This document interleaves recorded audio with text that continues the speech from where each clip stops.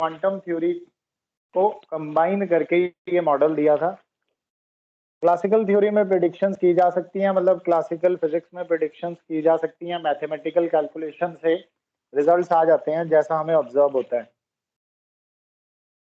Quantum physics इतनी आसानी से ऑब्जर्व नहीं होती और इसलिए बहुत कम लोग क्वांटम फिजिक्स पे बिलीव करते हैं, बट एक्चुअली साइंटिस्ट लोग को पता है कि वो सही बात है।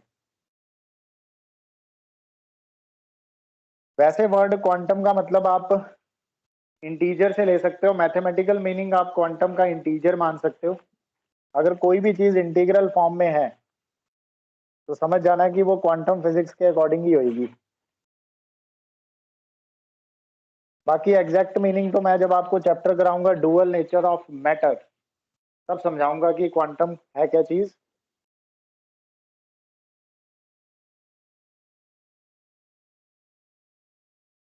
तो अभी तो हम लोग बोहर मॉडल ऑफ एटम को ही कंटिन्यू कर रहे हैं, इसको खत्म करते हैं बोहर मॉडल को। तो बेटा बोहर के 3 पॉस्टुलेट्स थे। फर्स्ट पॉस्टुलेट मैं सुबह बता चुका हूं। The first postulate is this, each atom has certain definite stable states in which it can exist and each possible state has definite total energy। मतलब बोहर ने कहा कि हर एटम के पास फिक्स एनर्जी वाले स्टेट्स होती हैं, फिक्स एनर्जी वाली states होती हैं और उन एनर्जी स्टेट्स में इलेक्ट्रॉन अगर रिवॉल्व करे तो वो अपनी एनर्जी लूज नहीं करेगा। एक मॉडल तो एक पोस्टुलेट तो यही है। एंड बेटा सेकंड पोस्टुलेट जो है बोहर का, that is called Bohr quantization condition. तो सेकंड पोस्टुलेट को मैं फिर से लिख देता हूं। Second postulate of Bohr, postulate 2, it is Bohr quantization condition और according to this postulate angular momentum L which is equal to mvr। so according to second postulate angular momentum is integral multiple of h by 2 pi। angular momentum is integral multiple of h by 2 pi, that is mvr is equal to nh by 2 pi, where h is called Planck's constant,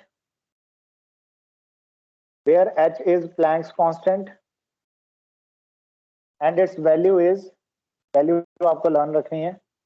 its value is 6.6 into 10 is to power minus 34 joule second. Planck's constant की physical significance मैं सुबह आपको समझा रहा था कि it is the minimum error. इससे कम error से आप कोई भी चीज मेजर नहीं कर सकते इस दुनिया में। अकॉर्डिंग टू क्वांटम फिजिक्स जो प्लैंक्स ने ये एक नंबर दिया, इसने कहा कि सबसे मिनिमम एरर इतना होना ही चाहिए, इतना एरर होगा ही होगा। इससे ज्यादा एरर आ सकता है बट इससे कम एरर कभी नहीं आएगा। So that is Planck's constant and this is Bohr's second postulate, angular momentum is integral multiple of h by 2 pi।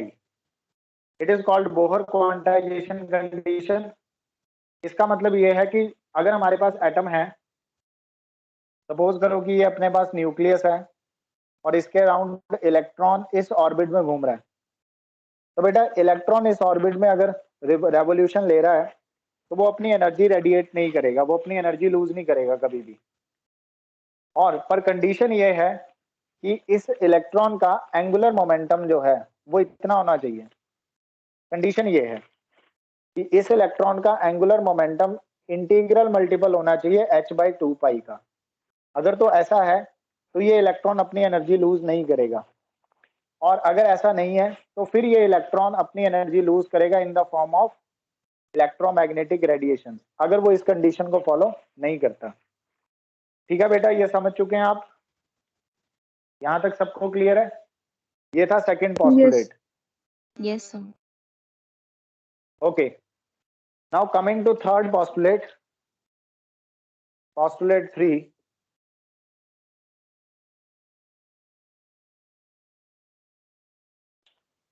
According to this postulate, an electron according to this postulate, an electron might take transitions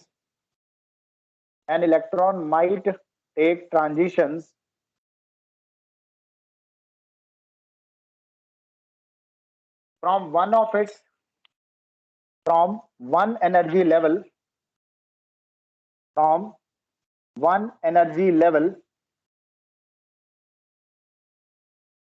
to another lower energy level, मतलब एक energy level से वो दूसरे energy level में आ सकता है।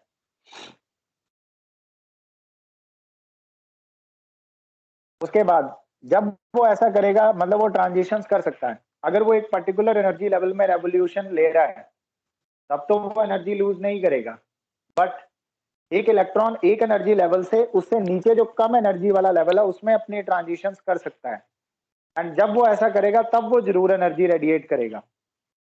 और इस तरह से एक्सप्लेन किया उसने एटॉमिक लेवल पर इलेक्ट्रोमैग्नेटिक थ्योरी को, कि इस तरह से होती है electromagnetic wave create.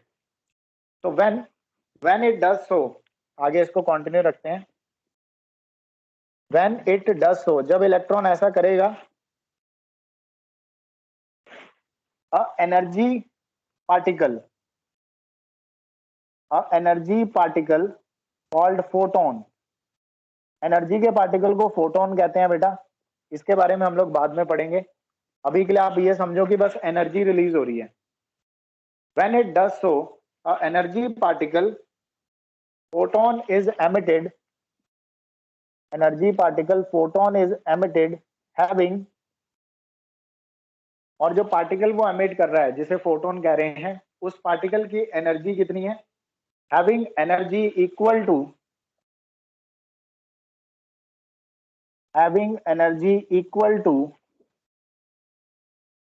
The energy difference between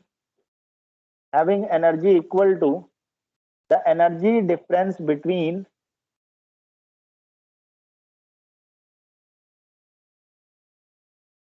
the initial and final state, energy difference between the initial and final state।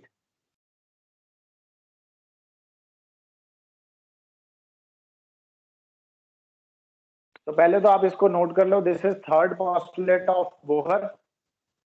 It means that electron can take transition from higher energy level to lower energy level, और जब electron ऐसा करेगा कि वो higher energy level से lower energy level में shift होगा तो वो एनर्जी जरूर लूज करेगा, और वो एनर्जी लूज करेगा in the form of photon, या फिर आप बेटा कह सकते हो इलेक्ट्रोमैग्नेटिक वेव भी कह सकते हो। अगर ये नहीं समझ आ रहा तो आप ऐसे भी कर सकते हो, एनर्जी पार्टिकल इज एमिटेड, और यहां पर आप कह लो इलेक्ट्रोमैग्नेटिक वेव भी कह सकते हो, मतलब इजीनेस के लिए कह सकते हो, एग्जैक्ट तो वही है कि वो एक फोटोन एमिट करेगा। इलेक्ट्रोमैग्नेटिक वेव हम वर्ड तब यूज कर सकते हैं अगर हम लोग क्लासिकल थ्योरी पढ़ रहे हैं, लेकिन क्योंकि बोहर ने कंबाइन कर रखा है तो क्वांटम थ्योरी के अकॉर्डिंगली तो हमें पार्टिकल यानी काउंटिंग में चलना पड़ेगा, इंटीजर में चलना पड़ेगा। एक पार्टिकल, दो पार्टिकल, तीन पार्टिकल, कितने पार्टिकल्स वो एमिट कर रहा है, इसलिए यहाँ फोटोन यानी एनर्जी का पार्टिकल कंसिडर कर रहे हैं। बट अगर हम लोग पार्टिकल में नहीं डील कर रहे, क्लासिकल थ्योरी के अकॉर्डिंगली ही अगर हम सोच रहे हैं, तो यहाँ पर आप इलेक्ट्रोमैग्नेटिक वेव भी लिख सकते हो। ठीक है स्टूडेंट्स, मेरी बात आपको समझ आ रही है या नहीं? अभी के लिए मैं बोलूंगा चलो यहाँ से हटा ही दो, क्योंकि असल में तो ये गलती है ना, क्योंकि बोहर ने तो क्लासिकल थ्योरी को बोला ही नहीं, उसने तो क्वांटम के हिसाब से बोला है। सो बट समझने के लिए आप समझ सकते हो कि वो एनर्जी रेडिएट करेगा इस फॉर्म में। So these are the three postulates of Bohr model of an atom. अभी इसको थर्ड पोस्टुलेट को थोड़ा और अच्छे से करते हैं।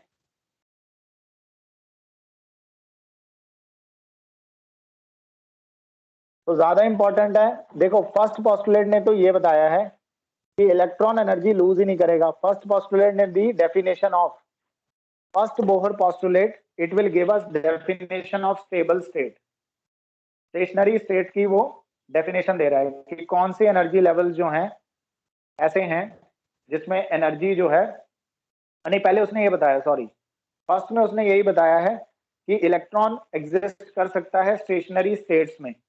फिर सेकंड पोस्टुलेट में उसने उसकी डेफिनेशन दी कि स्टेशनरी स्टेट्स हम उसको कहते हैं जिसका एंगुलर मोमेंटम, जिसमें इलेक्ट्रॉन का एंगुलर मोमेंटम इंटीग्रल मल्टीपल होगा h/2 का। फिर थर्ड उसने बताया कि ऐसा नहीं है कि इलेक्ट्रॉन अपनी एनर्जी लूज नहीं कर सकता। उसने कहा इलेक्ट्रॉन एनर्जी लूज करेगा, बट अगर वो ट्रांजिशंस करेगा हायर टू लोअर लेवल, तब वो एनर्जी लूज करेगा। और कितनी एनर्जी वो लूज करेगा, that is equal to energy difference between the two states. आप ऐसे समझ सकते हैं, सपोज करो कि ये हायर एनर्जी लेवल है और ये उससे लोअर एनर्जी लेवल है। लेट्स से इस एनर्जी लेवल की एनर्जी, इनिशियल एनर्जी EI है, और इस लेवल की जो एनर्जी है let's say it is EF। मतलब ये, इसको हम E1 नाम दे रहे हैं, इसको E2 नाम दे रहे हैं, फाइनल वाली एनर्जी को।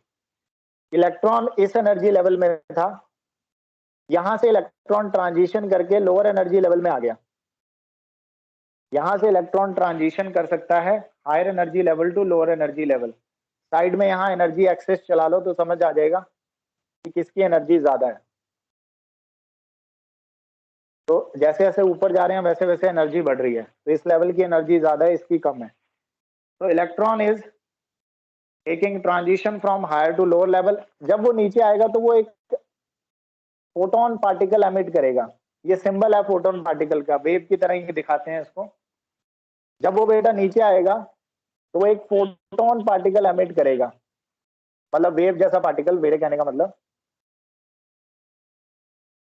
तो वो इलेक्ट्रोमैग्नेटिक, यानी आप इसको फोटोन बोलो, एक फोटोन पार्टिकल वो एमिट करेगा।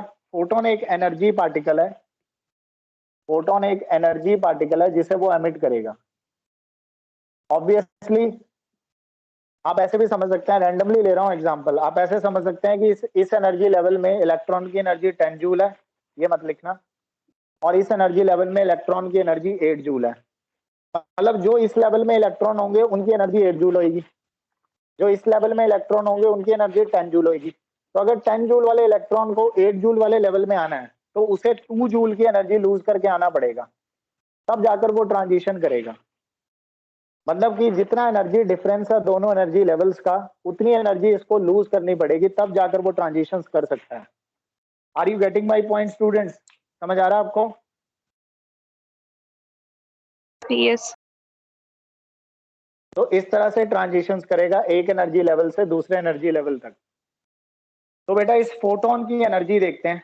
इस फोटोन की जो एनर्जी है, एनर्जी ऑफ फोटोन, जो एनर्जी पार्टिकल एमिट हुआ है, energy of photon, it is equal to difference of the energies, that is initial energy minus final energy, E1 minus E2. So it is equal to the energy difference, that is equal to the energy of photon emitted. जो energy particle emit हुआ है उसकी energy जो है इतनी होगी, यानी इतनी एनर्जी इलेक्ट्रॉन लूज कर देगा। एंड बेटा फोटोन की एनर्जी का फॉर्मूला याद रखो, ये क्वांटम थ्योरी में आ जाएगा, बट याद रखिएगा क्या होता है, ये आप साइड में कहीं लिख लो नोट करके, यहाँ कहीं साइड में। बेटा फोटोन की एनर्जी चाहे उसके नीचे लिख दूं, एनर्जी ऑफ फोटोन जो होती है उसका भी हमारे पास फॉर्मूला होता है। एनर्जी ऑफ वन फोटोन, एक फोटोन की energy, energy of one photon is proportional to, energy of one photon is proportional to frequency, is proportional to frequency.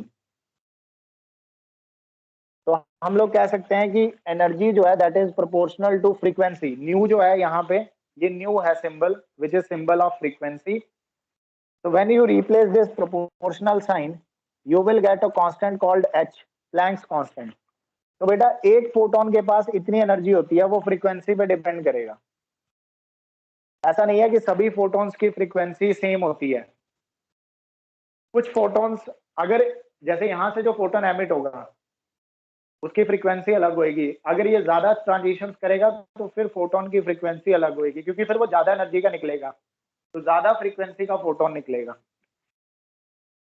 तो बेटा we can also write h nu is equal to E1 minus E2। तो finally we can write, क्योंकि photon की energy होती है h nu and it is equal to energy difference, that is E1 minus E2. Yes students, is there any doubt यहाँ तक? Please ask, अगर कोई problem आ रही है, कुछ भी चीज नहीं समझ में आ रही, क्योंकि नई नई टर्म्स तो आ रही हैं, बट थोड़ा थोड़ा मैं आपको एक्सप्लेन कर रहा हूँ। यहाँ पर बेटा E1 और E2 जो हैं, these are the energies of energy levels, और उसके बाद जब इलेक्ट्रॉन हायर एनर्जी लेवल से लोअर एनर्जी लेवल में शिफ्ट हो रहा है, तो it is emitting a photon.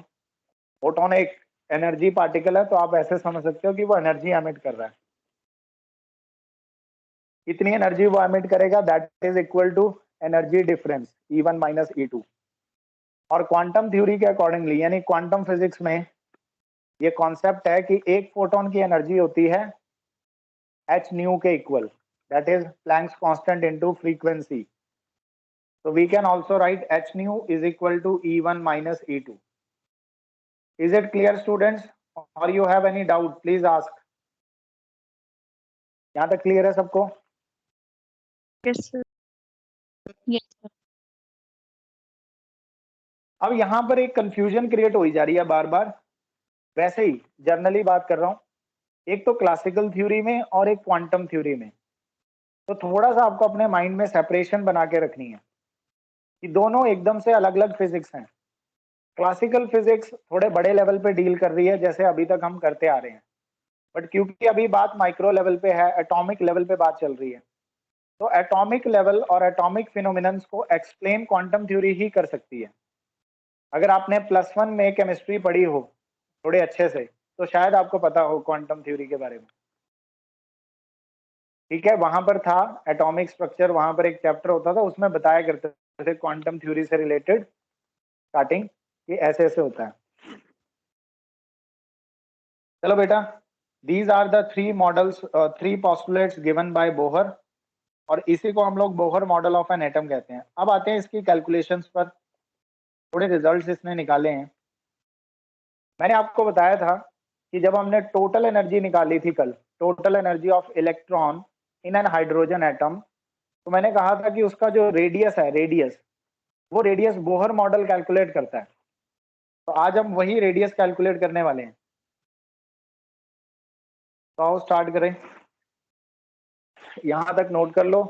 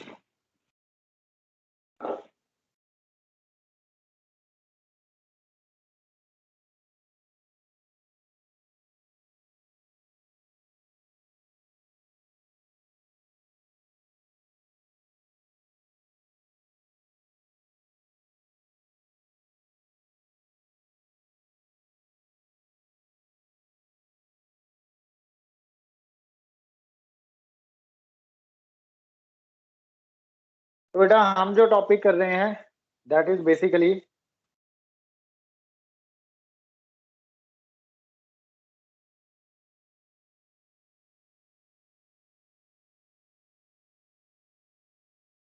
Heading आप लगा दो, दैट इज एनर्जी। एनर्जी निकालेंगे basically.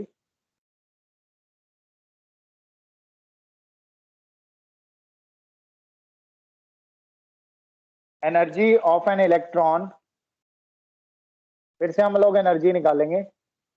Energy of an electron, energy of an electron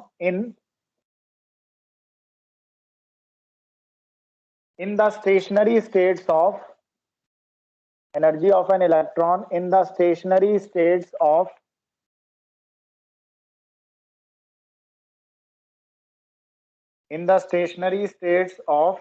hydrogen atom. फिर से हम लोग एनर्जी निकालने वाले हैं इलेक्ट्रॉन की अलग अलग एनर्जी स्टेट्स में for hydrogen atom. Model Bohr model भी सिर्फ हाइड्रोजन एटम के लिए ही है या फिर हाइड्रोजन जैसे एलिमेंट्स के लिए, मतलब जिसके पास सिर्फ एक ही प्रोटॉन हो, ऐसे वाले एलिमेंट्स के लिए तो बोहर मॉडल वैलिड है। हर तरह के एलिमेंट के लिए ये भी वैलिड नहीं है, बट हाँ इसने एक बेस तो तैयार कर दिया एटॉमिक स्ट्रक्चर के लिए। बाकी इन फ्यूचर डिस्कवरीज होती रहेंगी, लेकिन अभी के लिए तो यही है हाइड्रोजन एटम के लिए। तो energy of electron in the stationery states of hydrogen atom, यहाँ से शुरू करते हैं।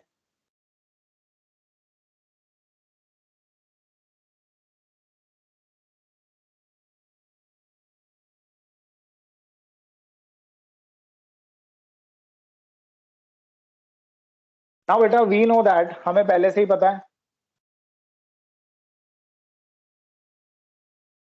वी नो दैट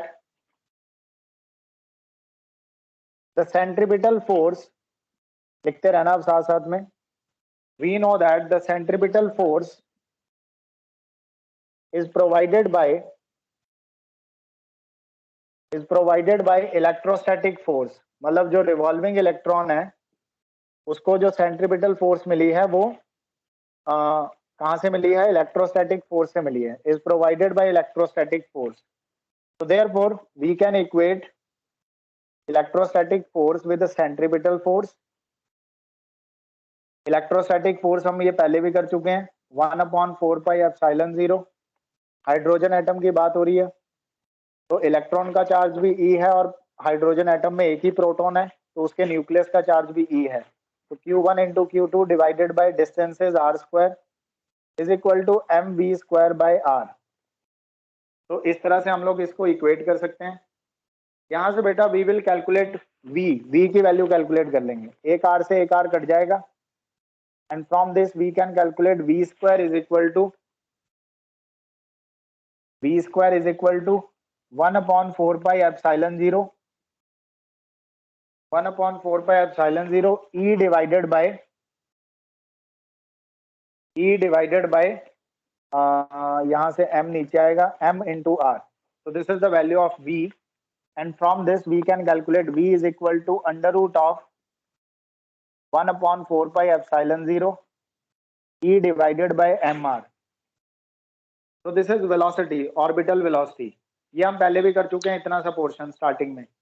ये रदरफोर्ड ने भी बताया था हमें कि इलेक्ट्रोस्टैटिक फोर्स ही प्रोवाइड करती है सेंट्रीपिटल फोर्स, तो बोहर ने भी इसको कंटिन्यू किया, बस इसमें मॉडिफिकेशन है।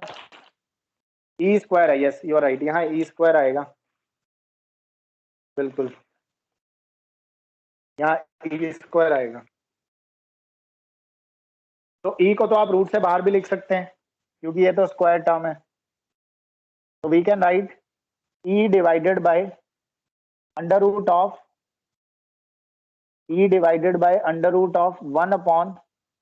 1/4πε0 इंटू mr। नीचे ही है ये भी 1/4πε0 नहीं 4πε0 into mr।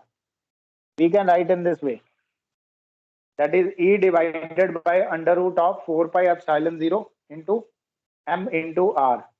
so this is velocity, orbital velocity। तो बेटा अगर हम लोग पर्टिकुलरली किसी nth ऑर्बिट के लिए लिख रहे हैं, nth ऑर्बिट होते हैं ना, हमें पता है कि ऐसे एक फिगर भी बना लो रफ सी। सपोज करो कि ये हमारा न्यूक्लियस है हाइड्रोजन एटम का, और इसके अराउंड बोहर ने तो कहा है कि ऐसे एनर्जी लेवल्स होते हैं। बोहर ने कहा अलग अलग एनर्जी लेवल्स होते हैं, like this is first energy level n is equal to 1, then second energy level n is equal to 2 and so on. ऐसे बहुत सारे एनर्जी लेवल्स होते हैं स्टेशनरी स्टेट्स। तो हम लोग बात कर रहे हैं कि हमारा जो इलेक्ट्रॉन है वो सपोज करो ऐसे करते करते यहाँ से थोड़ा ये आपने लिख लिया, ये वाला पोर्शन ये लिख लिया था सबने, centripetal force is provided by electrostatic force. यहाँ से सो ऑन। तो लेकिन हम जो कंसीडर कर रहे हैं that is nth energy level. यहाँ से एक और एनर्जी लेवल मैंने ड्रॉ किया सो ऑन करके। So this is n is equal to 1, this is n is equal to 2, this is n is equal to n, this is nth energy level। बेटा वो सबने लिख लिया था ऊपर वाली लाइन, एक बार बताओ मुझे। Yes, हाँ? sir. Okay. So now this is first, second and nth energy level. I am dealing with nth energy level. अब हमारा जो इलेक्ट्रॉन है वो nth एनर्जी लेवल में है, किसी में यहाँ कहीं है इलेक्ट्रॉन, और न्यूक्लियस से इसका डिस्टेंस जो है that is equal to Rn. Radius जो है, radius of this energy level is Rn, और the electron which is moving in this nth energy level, the velocity of this electron is Vn. Obviously यहाँ जो electron travel कर रहा होगा बेटा, उसकी एनर्जी को हम लोग V1 ले रहे हैं और उसके रेडियस को ले रहे हैं R1. फिर यहाँ जो इलेक्ट्रॉन ट्रेवल कर रहा होगा सेकेंड एनर्जी लेवल में, उसकी वेलोसिटी को हम लोग V2 ले रहे हैं और उसके रेडियस को ले रहे हैं R2. इसी तरह से nth एनर्जी लेवल में जो इलेक्ट्रॉन ट्रेवल कर रहा है उसकी वेलोसिटी ले रहे हैं Vn, स्पीड उसकी Vn है और डिस्टेंस उसका Rn है. तो फॉर nth एनर्जी लेवल इस इक्वेशन को हम लोग थोड़ा चेंज करके लिखेंगे. For nth energy level we can write Vn is equal to E divided by under root of 4 pi epsilon 0 into mass of electron into distance radius मतलब Rn. So बेटा let's say this is first equation.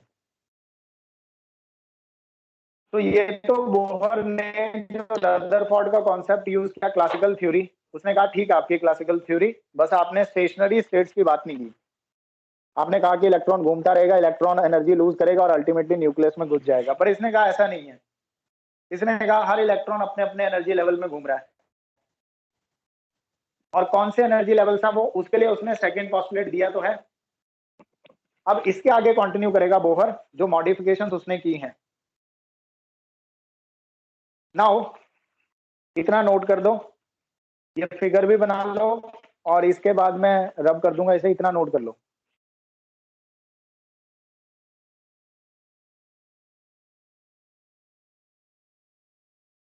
हो जाए तो मुझे बता देना.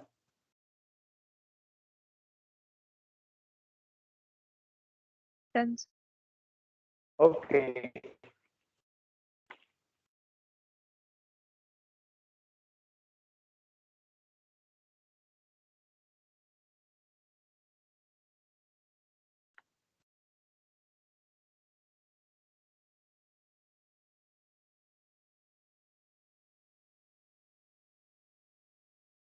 Now, according to Bohr's quantization condition,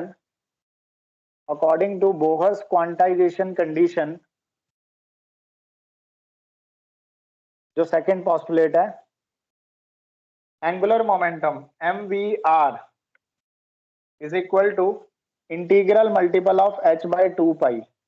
क्योंकि मैं nth ऑर्बिट की बात कर रहा हूं तो यहाँ n ही लूंगा, तो यहाँ रेडियस होगा Rn और जो यहाँ पे स्पीड होगी that is Vn. So this is Bohr's quantization condition. So from this Bohr's quantization condition, if I calculate Vn, blur हो गई है. अच्छा,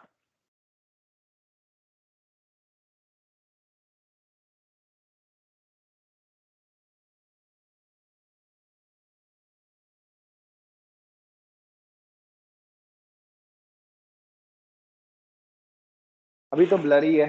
चलो वेट करते हैं 2 मिनट, फिर करते हैं स्टार्ट.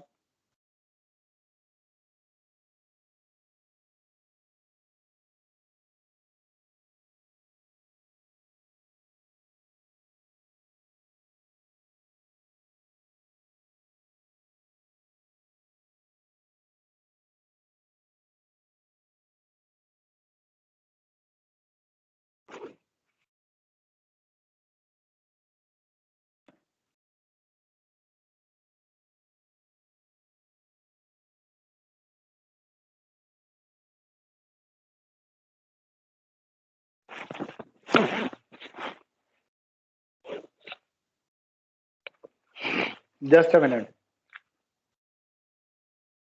सर अभी ठीक हो तो अभी हम, हाँ जी अभी ठीक हो गई है. According to Bohr's quantization condition हमारे पास ये फॉर्मूला है angular momentum mvr is equal to NH upon 2 pi. क्योंकि मैं nth एनर्जी लेवल की बात कर रहा हूँ, तो वेलोसिटी को लेंगे Vn और रेडियस को लेंगे Rn, that is velocity in the nth level and radius in the rth level. Now बेटा ये रही इक्वेशन नंबर 1 और ये है हमारे पास इक्वेशन नंबर 2। यहां से भी Vn की वैल्यू कैलकुलेट करते हैं। यहां से Vn की वैल्यू आएगी जो बोहर ने दिया, दैट इज NH अपॉन 2 पाई और m इंटू Rn, ये वैल्यू आ गई Vn की। तो इक्वेशन 1 से जो रदरफोर्ड ने कॉन्सेप्ट दिया और फिर बोहर ने अपना कॉन्सेप्ट लगा के इनको इक्वेट करो। ऐसा नहीं है कि रदरफोर्ड गलत था, वो भी सही था, बट स्टेशनरी ऑर्बिट की बात नहीं कर रहा था। अब इसने दे दी है डेफिनेशन स्टेशनरी ऑर्बिट वाली कि अगर ये कंडीशन फुलफिल करेंगे तो स्टेशनरी ऑर्बिट है और तब आपका ये एक्सप्रेशन सही है। तो इस तरह से इसने इन दोनों को क्लब किया।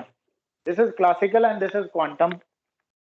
आप मेरी बात समझ रहे हो? This is classical theory and this is quantum theory, quantization वाली। इनको क्लब कर दिया इसने। तो अब इन दोनों को इक्वेट करते हैं।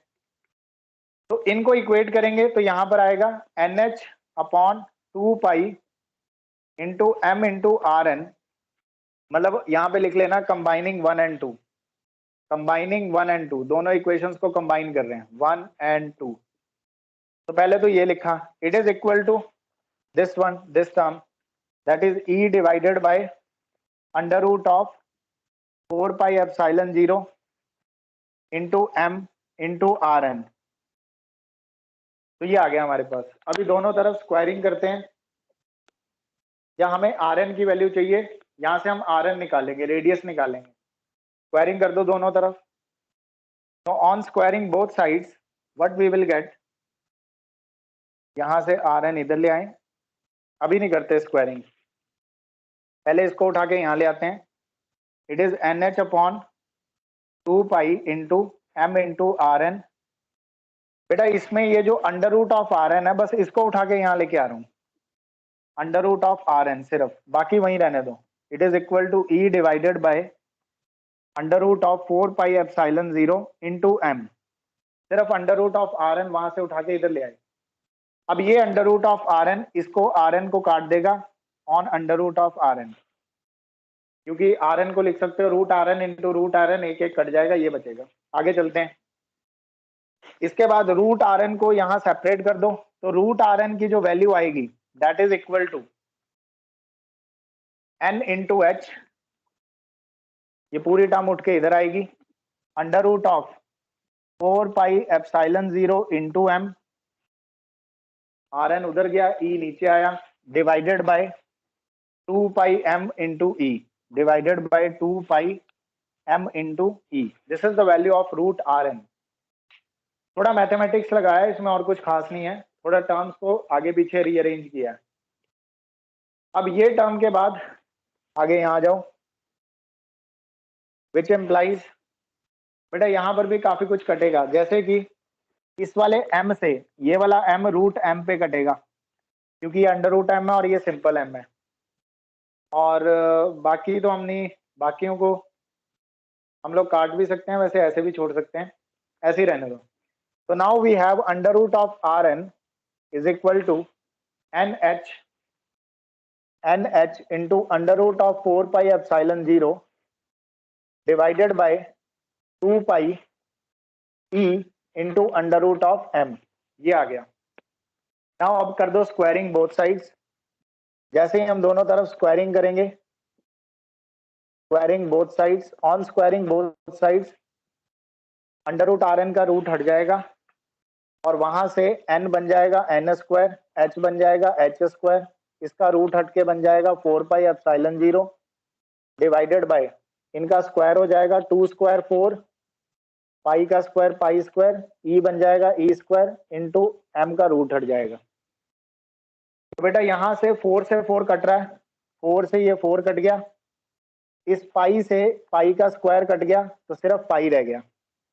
So now finally what we are left with, Rn is equal to N square H square epsilon 0 divided by pi into M pi E square, M into pi into E square। तो बेटा is it clear? सबको? थोड़ा mathematics है but ध्यान से steps को observe करो, आ जाएगा समझ। तो this is radius of the nth orbit. क्या आप सभी को समझ आया? Yes. Yes, sir. बाकी आप अपना भी कैलकुलेट करके देखना, सबके मेथड अलग अलग होते हैं, ये तो मैथमेटिक्स है। हमने तो बस किसी तरह इस इक्वेशन नंबर 1 और इक्वेशन नंबर 2 से Rn की वैल्यू कैलकुलेट करनी थी, वो हमने कर ली। तो ये आगे बेटा Rn की वैल्यू, यहां से हमें क्या समझ में आता है? वैसे तो ये फॉर्मूला है, यहां से ये समझ में आता है कि Rn जो है it is directly proportional to n square. मतलब जो nth ऑर्बिट का जो रेडियस है वो उस ऑर्बिट नंबर के स्क्वायर के प्रोपोर्शनल है। क्योंकि यहाँ देखो h which is constant, epsilon constant, mass of electron constant, pi constant, charge of electron constant. तो बेटा ये सारी चीजें तो कांस्टेंट है, इतनी इतनी, ये सारी चीजें तो हो गई कांस्टेंट। तो वी कैन से दैट कि Rn is proportional to n square. ठीक है, मैं इसकी वैल्यू बता दूंगा अगली क्लास में, अभी मैंने कैलकुलेट नहीं की। इसकी भी एक वैल्यू है, आप उसे याद रखना और n स्क्वायर के साथ उसको मल्टीप्लाई करना, आपको आंसर मिल जाएगा किसी भी ऑर्बिट के रेडियस का। ठीक है बच्चे, बट अभी के लिए याद रखो कि Rn is proportional to n square. यहां तक कोई डाउट किसी को? क्लियर है? No, ओके, नोट हो गया, ये लेफ्ट वाला नोट हो गया सबका? लेफ्ट साइड वाला नोट हो गया? yes, sir. ओके, नाउ अब हम लोग यहीं से निकालेंगे velocity, velocity in the nth orbit, speed of electron in the nth orbit. Radius तो पता चल गया, ये रहा रेडियस, n स्क्वायर के डायरेक्टली प्रोपोर्शनल है। फिर से हम लोग इन दो इक्वेशंस को यूज करके, अब आप ऐसा कर सकते हो कि यहाँ पर आप Rn की वैल्यू डाल दो जो यहाँ निकाली है, यहाँ पे डाल देंगे तो फिर से हमें वेलोसिटी मिल जाएगी। तब आप क्या करोगे, इसके बाद इस स्टेप के बाद आप लिखोगे पुट Rn इन, पुट Rn जो हमने यहाँ निकाला है, इसको भी इक्वेशन दे देते हैं। Let's say this is this one is third equation. Put third equation in second equation. तो फाइनली Vn हमारे पास आएगा NH divided by 2 pi m। Rn की जगह ये पुट करेंगे, ये पूरी वैल्यू, क्योंकि ये 1 बाय Rn है तो इसको उल्टा करके डालेंगे यहाँ पे वैल्यूज। ये आएगा m pi e square divided by n square into h square into epsilon 0। बेटा ये 1 बाय Rn की वैल्यू पुट कर दी यहाँ पे, यहाँ से उठा के सेकेंड इक्वेशन में पुट कर दी। इसके बाद ये वाला स्टेप है। नाउ यहाँ से इस n से इसका स्क्वायर कैंसिल हो जाएगा, यहाँ सिर्फ n बचेगा। इस h से इसका भी स्क्वायर कैंसिल हो जाएगा, यहाँ सिर्फ h बचेगा। इस मास से ये वाला मास कट जाएगा, इस पाई से ये वाला पाई कट जाएगा। तो अब जो बचेगा वो ये है, Vn इज इक्वल टू, ऊपर सिर्फ e स्क्वायर बचेगा और नीचे हमारे पास रह जाएगा बच्चे यहाँ n, then h and then epsilon 0। ये वैल्यूज बच जाएंगी। e स्क्वायर, एक 2 भी बच गया ना नीचे, ये वाला 2 into n into h into epsilon 0, ऊपर बचा सिर्फ e स्क्वायर। तो ये हमारे पास आया velocity in the nth orbit. This is radius in the nth orbit, radius of nth orbit. ये जो nth ऑर्बिट था उसका रेडियस ये रहा, और this is velocity of electron in the nth orbit. This is velocity of electron in the nth orbit. और यहां पर अगर आप देखो फिर से बाकी सब चीजें कांस्टेंट है n को छोड़ के, तो बेटा velocity in the nth orbit is inversely proportional to n। Velocity in the nth orbit is inversely proportional to n, यानी कि इलेक्ट्रॉन जितने ज्यादा higher level, higher energy level में है उसकी स्पीड उतनी कम है। मतलब जैसे जो फर्स्ट एनर्जी लेवल में है उसकी स्पीड ज्यादा होगी। लाइक अगर मैं 1 डालूं तो V1 आएगा। जैसे जैसे मैं n की वैल्यू बढ़ाऊंगा, नंबर ऑफ एनर्जी लेवल, मतलब second orbit, third orbit, fourth orbit, तो स्पीड कम होती जाएगी, क्योंकि उस ऑर्बिट वो इनवर्सली प्रोपोर्शनल है n के। तो n के इंक्रीज होने से स्पीड डाउन आएगी। जबकि n के इंक्रीज होने से रेडियस बढ़ेगा, ये तो समझ में भी आता है, जैसे जैसे बड़ा होता जाएगा ऑर्बिट उसका रेडियस बढ़ता चला जाएगा, बट उसकी स्पीड, इलेक्ट्रॉन की स्पीड उस ऑर्बिट में कम होती जाएगी। Is it clear student? Any doubt?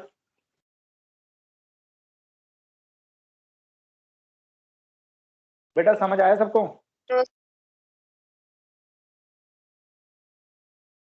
Yes. Yes. चलो तो इसको नोट कर लो। फाइनली अब हम लोग एनर्जी निकालेंगे। रेडियस मिल गया, फिर इलेक्ट्रॉन की वेलोसिटी भी पता चल गई, nth ऑर्बिट में इलेक्ट्रॉन किस वेलोसिटी से दौड़ रहा है ये भी पता चल गया। अब फाइनली हमने निकालनी है एनर्जी।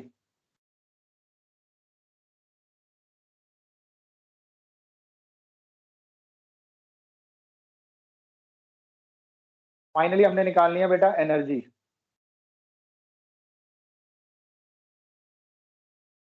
यहां तक डन सबका? रब कर दूं? Yes sir. ओके।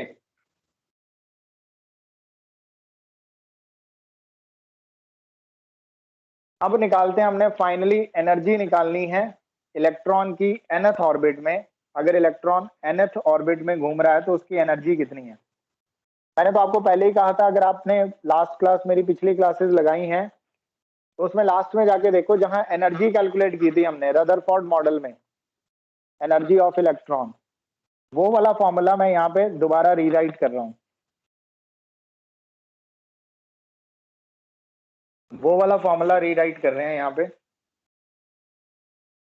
तो बेटा हमने निकाला था -c²/8πε। yes, we know that energy is equal to -e² divided by 8πε0 into r। और मैंने यहाँ लिखवाया भी था कि इस r की वैल्यू हम लोग कहाँ कैलकुलेट करेंगे, बोहर मॉडल में कैलकुलेट करेंगे। याद है, लिखा हुआ है सबने? यस। अब वो वैल्यू जो हमने अभी अभी r की वैल्यू निकाली है, जैसे अगर हमें nth एनर्जी लेवल की चाहिए, ये तो हो गया energy. For nth energy level, for nth level हम लोग लिखेंगे energy of nth level is equal to -e² divided by 8πε0 into Rn।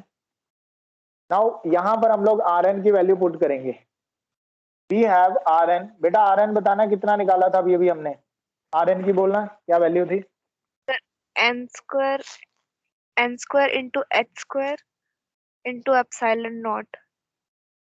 Sir n² है, आपने m लिख दिया। n² into h² into epsilon0 upon m pi e²। m πe², ठीक है। तो ये वैल्यू थी, we have Rn is equal to this, यहां पुट करेंगे, which implies En is equal to -e² divided by 8πε0। Rn की वैल्यू डाल देते हैं, ये वाली पूरी। अगेन 1/Rn की वैल्यू पुट करनी है तो उल्टा करके डाल देंगे, तो ये m πe² ऊपर आएगा divided by n² h² epsilon0 नीचे आएगा। ये हो गई वैल्यू पुट। कटिंग्स करते हैं जो जो कट हो रहा है। एक तो इस पाई से ये वाला पाई कट हो रहा है, बाकी e² into e², ये तो e की पावर 4 बन गया, ठीक है। तो बाकी चीजें, और इसमें से कुछ भी कट नहीं हो रहा लग रहा। हाँ, बाकी इसमें और कुछ भी कट नहीं हो रहा। तो फाइनली हमारे पास एनर्जी का ये फॉर्मूला आ गया, En is equal to minus m into e की power 4, e² into e², e raised to power 4 बन गया, divided by 8 into n epsilon, 8 into n², 8 into n², epsilon into epsilon बन गया epsilon², एंड फिर आ गया ये सिर्फ h²। तो बेटा ये आ गया हमारे पास एनर्जी का फॉर्मूला। तो यहां से हमें समझ में आ रहा है कि एनर्जी का फॉर्मूला भी, एनर्जी इज प्रोपोर्शनल टू, अच्छा इसको तो ऐसे ही लिख देते हैं, इसकी वैल्यू हम लोग लिख लेते हैं, इसको लिखो 1/n² माइनस साइन के साथ, 1/n² अलग कर दो, बाकी जो टर्म्स बची हैं like m e raised to power 4 divided by 8 into epsilon square into h square। इन सब कांस्टेंट्स की वैल्यू डालेंगे। आओ देखते हैं इन सब कांस्टेंट्स की वैल्यू क्या क्या है। बेटा m है मास ऑफ इलेक्ट्रॉन, m है मास ऑफ इलेक्ट्रॉन, इसकी वैल्यू होती है 9.11 into 10 raise to power -31 kilogram. ये तो हो गया मास ऑफ इलेक्ट्रॉन। ई आपको पता है it is charge of electron, इसकी वैल्यू होती है 1.6 into 10 raise to power -19 coulomb. 8 पहले से ही कांस्टेंट है। एप्सिलॉन की वैल्यू होती है 8.85 into 10 raise to power minus, epsilon की वैल्यू मुझे याद नहीं है, शायद -12 होता है। यस -12 होना चाहिए। और 1/4 एप्सिलॉन 0 की वैल्यू होती है 9 into 10 raise to power 9 newton metre square पर कूलम स्क्वायर। तो एप्सिलॉन यहाँ से निकालोगे, हाँ माइनस में आएगी शायद वैल्यू, तो आएगी कूलम स्क्वायर पर न्यूटन मीटर स्क्वायर। चेक कर लेना एप्सिलॉन की वैल्यू। और फिर बेटा एच है प्लैंक्स कांस्टेंट, इसकी वैल्यू है 6.6 into 10 raise to power -34 joule second. तो अगर आप ये सारी values M E epsilon H यहाँ पुट करोगे तो इस वाले पोर्शन की जो वैल्यू आ रही है, इतने इतने पोर्शन की, ये वैल्यू हमारे पास निकल के आएगी 13.6। ये वैल्यू बच्चे हमारे पास निकल के आएगी, ये वैल्यू हमारे पास निकल के आएगी ये 2.18 into 10 raise to power -18 joules में।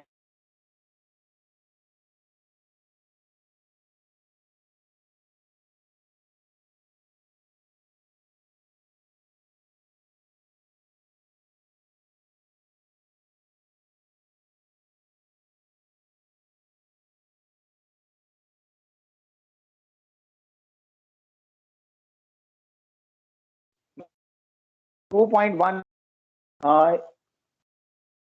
बेटा यहाँ तो रिफ्लेक्शन आ रही है ना, एक मिनट मैं रिफ्लेक्शन हटा दूं। तो ये हमारा रिजल्ट आया देखो। अगर हम लोग ये सारे कांस्टेंट्स की value, mass of electron, charge of electron, epsilon और एच, ये सभी वैल्यूज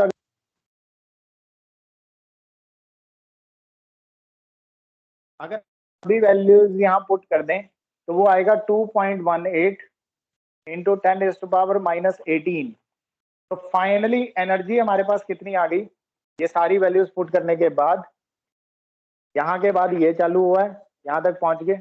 अब यहाँ पे साइड में आ जाओ। तो बेटा एनर्जी हमारे पास आ गई -2.18 into 10 raise to power -18 divided by n square. ये जूल्स में आंसर आया, this is answer in joules, 10 raise to power -18 joules. तो बेटा ये होती है energy in terms of N है ये आंसर। मतलब अगर आपको फर्स्ट एनर्जी लेवल में चाहिए कि जो फर्स्ट एनर्जी लेवल है उसमें कितनी एनर्जी है इलेक्ट्रॉन की, तो एन की वैल्यू 1 डाल देना।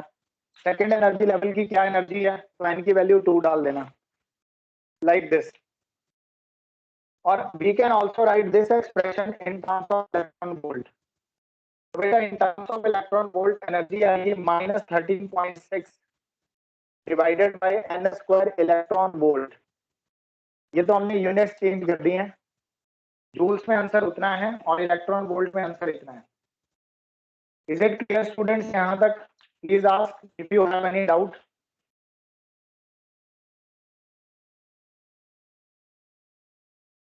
स्क्रीन बेटा विजिबल नहीं। स्क्रीन विजिबल ही नहीं है, ओहो just a minute, now check, अभी ठीक है?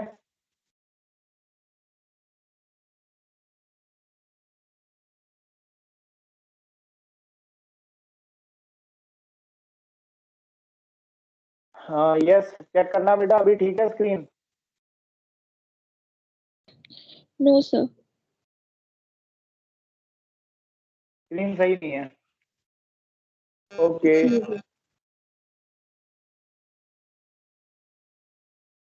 तो बेटा आज जो हमारे पास कहाँ तक आपने पढ़ लिया था जो क्लियर स्क्रीन थी?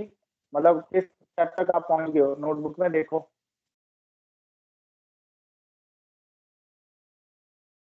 बाकी मैं फिर कल कंटिन्यू कर लूंगा ना उसके आगे।